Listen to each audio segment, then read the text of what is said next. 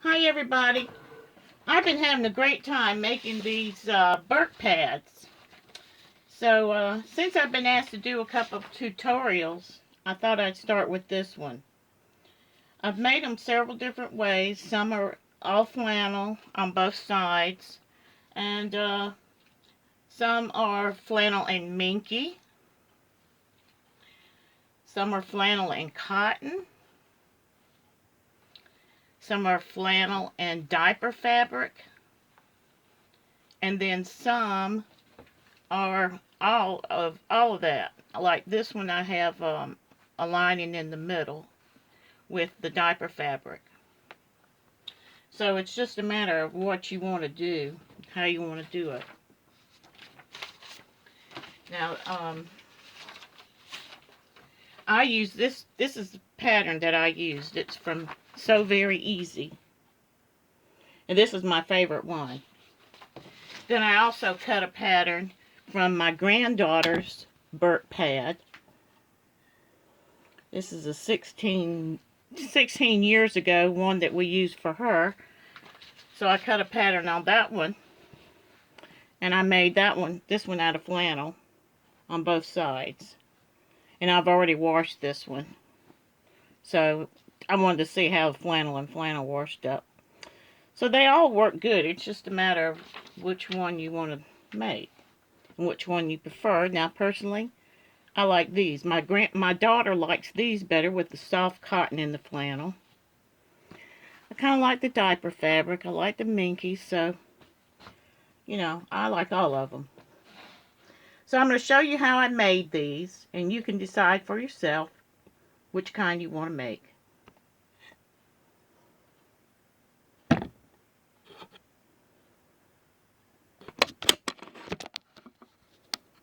Okay, once you've decided what fabric you're going to use, you're going to go ahead and cut it out. What I like to do is take my fabric and fold it in quarters like this. Of course, if you have a pattern that runs a certain way, you might not be able to fold it that way. So, for example, a pattern this way, directional pattern. Okay, then what I like to do is I have folded my pad in half.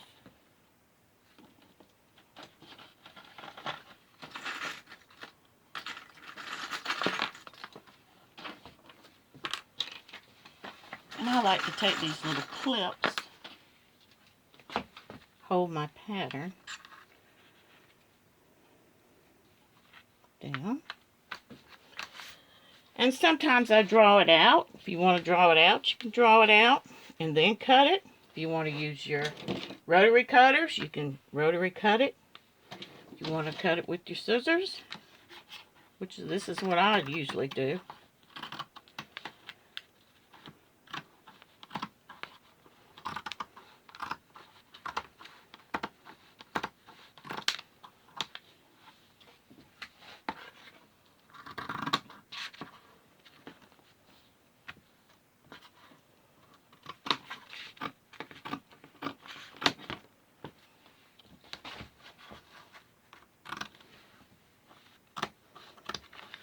Kind of tricky doing this without getting in front of the camera, getting in the way of the camera.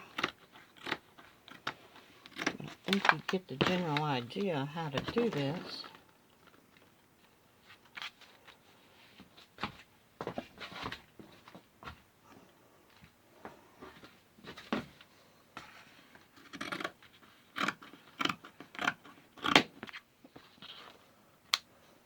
Okay. Then you've got it started right here to do your next one. So go ahead and get rid of that. And then cut your next one. And then keep going like that, however many you want to make. Now, I want to make another pattern. I don't want to do the same pattern on both sides. So, I'm going to cut this one out. And I'll come back and show you after this, after I cut it out. So, hang on a minute. Okay. After I've got the pieces pressed, then I'm going to put the right sides together. And you see I used 2 different fabrics. Then pin it down all the way around. Now if you're using a flannel or a cotton, you won't have to put quite as many pins, but if you're using something like a minky that will move, you're going to have to pin it more. You probably put another pin there. Then take it to the machine and start sewing around. I think I forgot to mention ironing too. Sometimes I iron the fabric before I cut it out, just depending on what kind of shape the fabric's in. And then I always iron it again too before I sew it. And then after. So we press and press and press to make our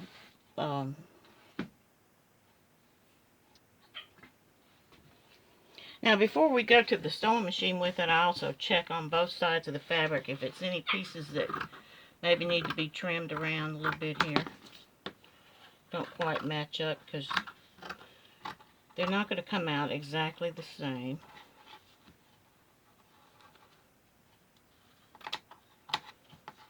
Just trim around your edges a little bit and shape it up before you go to the machine.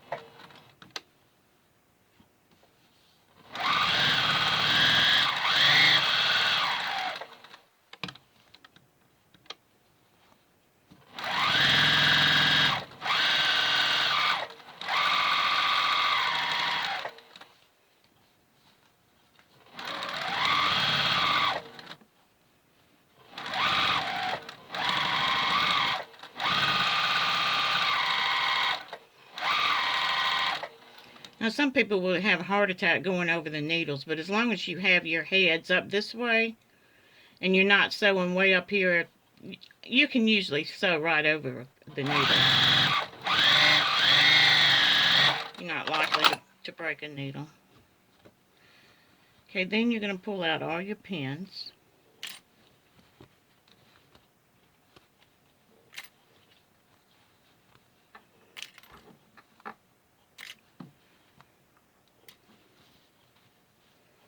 And you're going to check on the other side of your fabric and see if there's any other places, like maybe right here. You might want to, hopefully the camera sees that.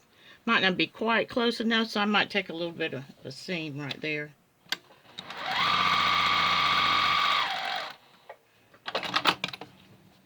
Okay.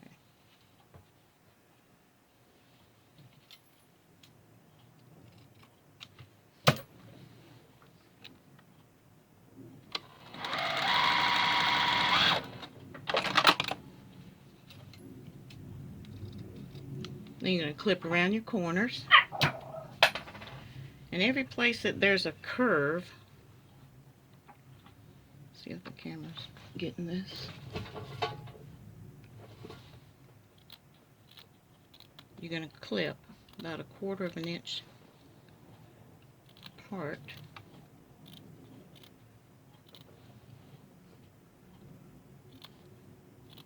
It helps to have small scissors, small sharp scissors.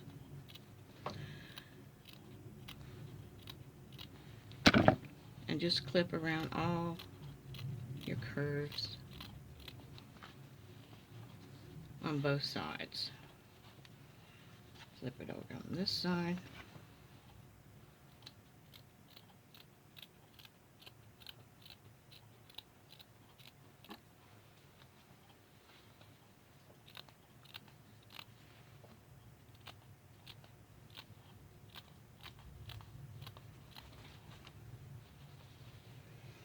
Now you'll know if you clip too far because you're going to have a hole when you go to flip it. Okay, after you do that, then you can go ahead and flip your fabric. And what I do is I stick my entire hand in there, pull it out,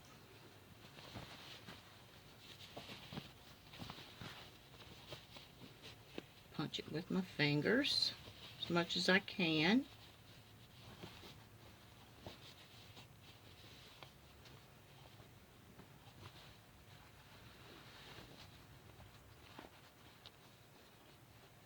Then what you can't get, you can use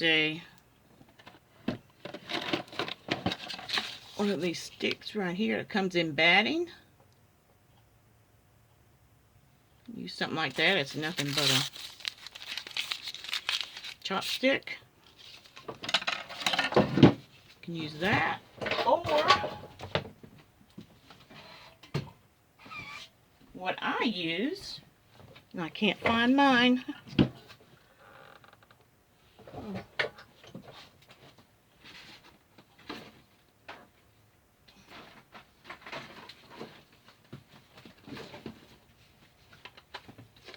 You can also use one of these.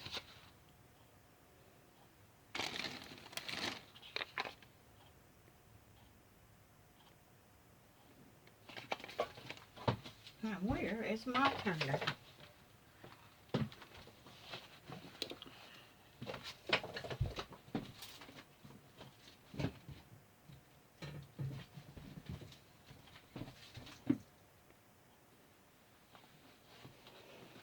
Okay, once you get it pressed down, go ahead and sew it back. Now, on this end, I just pressed it down good. I'm not pinning it. But if you're using something like Minky, or if you feel better to go ahead and pin it down, go ahead. But on this, we'll sew pretty close to the edge.